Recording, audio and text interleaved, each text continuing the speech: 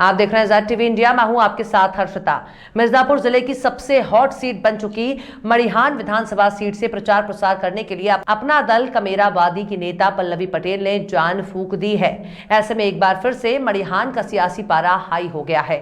मड़िहान विधानसभा seat से चुनाव लड़ने के कयासों के बीच से पल्लवी पटेल ने सिराथू से चुनाव लड़ने की घोषणा कर दी है। ऐसे में पल्लवी पटेल के सिराथू सीट से चुनाव लड़ने पर अपना दल कमेरावादी ने अवधेश सिंह पटेल को उम्मीदवार बनाया है। ऐसे में अवधेश सिंह पटेल के समर्थन में प्रचार प्रसार करने के लिए पल्लवी पटेल पहुंची, जहां पर उन्होंने चुनाव में कार्यकर्ताओं के अंदर जोश भरा और नुक्कड़ सभा करते हुए भारतीय जनता पार्टी पर निशाना साधा। ब्यूरो रिपोर्ट मेरा शेख, ज़ेड टीवी इंडिया। और मुझे ये हौसला दिया है मेरे साथ चल करके कि आप आगे बढ़िए, समाज आपके साथ पूरी ताकत से खड़ा है। आज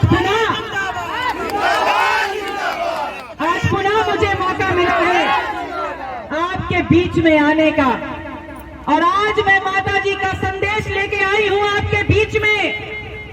हमारा नेतृत्व कर रही है राजमाता कृष्णा पटेल जी, वो 70 वर्ष की वीरांगना जो थक नहीं रही है, जो अडिग है और जो समाज का नेतृत्व झंडा लेकर के लगातार विपरीत परिस्थितियों में उन परिस्थितियों को चीरती हुई आगे चल रही हैं।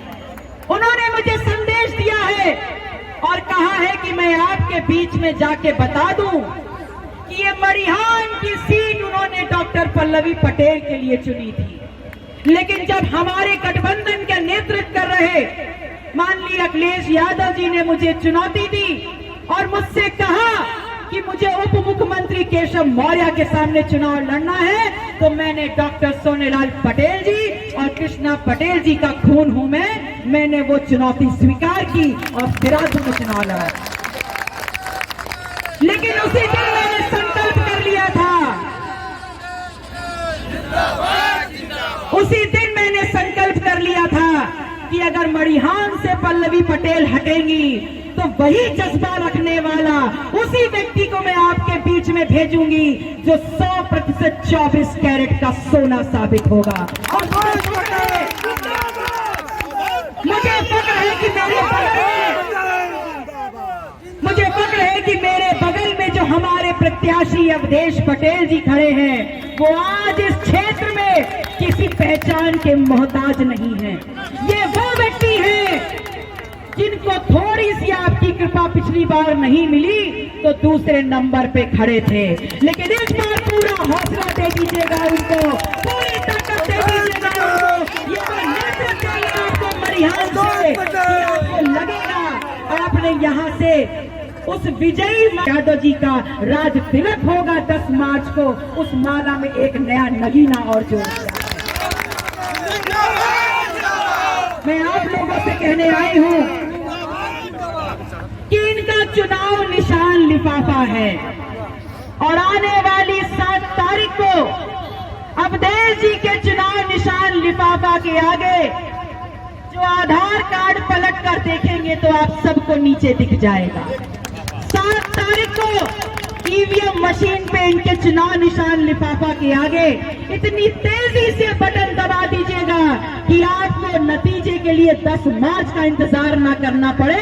जनता सीधे 7 तारीख को निर्णय देते और ईवीएम मशीन खुद चिल्ला के बोलेगी कि बाकी कोई आसपास भी नहीं भटक रहा है, लिफाफा मुख्यमंत्री बनाने का संदेश लेकर के सीधे लखनऊ की कुर्सी पर जा रहा है।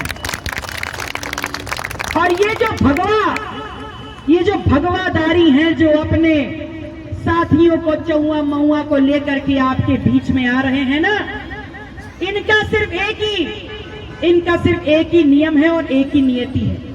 वो ये कि ये सोचते हैं मुगालते फैलाओ, सपने दिखाओ, भ्रामक स्थितियां पैदा करो।